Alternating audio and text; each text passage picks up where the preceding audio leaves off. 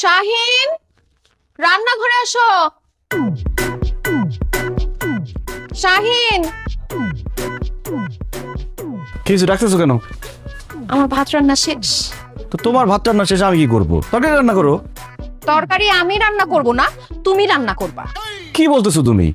আমি কেন তরকারি রান্না করব? ও মা, এখন দেখি তুমি ভুলে গেছো।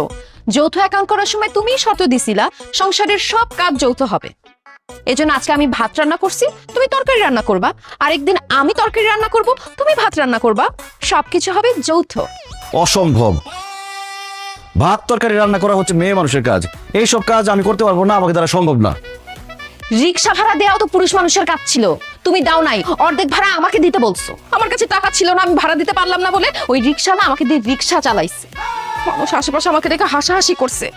লজ্জায় ঘৃণায় আমার বুকটা ফেটে গেছে। আমি যেহেতু রিক্সা চালাইছি, এখন তোমাকে তরকারি রান্না করতে হবে। আরে বাবা রে, বুঝতেছো না কেন? আমি জীবনে কোনোদিন রান্না বান্না করি নাই, আর তরকারি তো আমি রান্না করতে পারি না। আমিও তো কোনোদিন রিক্সা চালাই নাই, রিক্সা চালাইতে পারতাম না, কিন্তু রিক্সা চালাইতে হয়েছে না। তুমি তরকারি রান্না করতে পারো আর না পারো, তরকারি তোমাকে এখন রান্না করতেই হবে। এই যে এখানে মাছ রাখা আছে, শাকসবজি রাখা আছে, তুমি রান্নায় ঝাঁপায় পড়ো।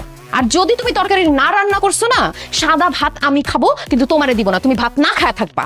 ওরে বাবা রে, কি বলে? আমি তো ভাত না খেয়ে থাকতেই পারবো না। এই, এত কথা শুনতে চাই না, রান্না করো।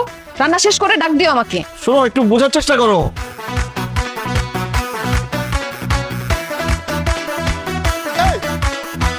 এভাবে লুকোচুরি আর হবে না, একা একা কিছু করা যাবে না।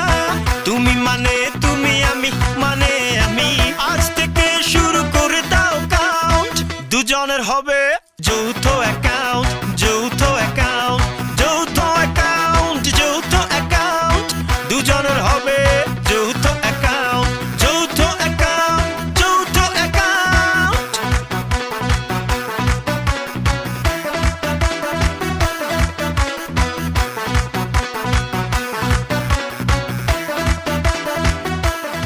নাদিয়া, নাদিয়া।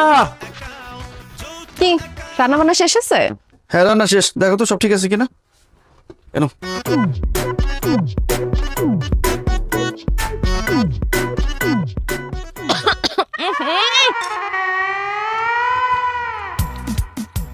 থু থু থু থু। এই তুমি এসব কি রান্না করছো?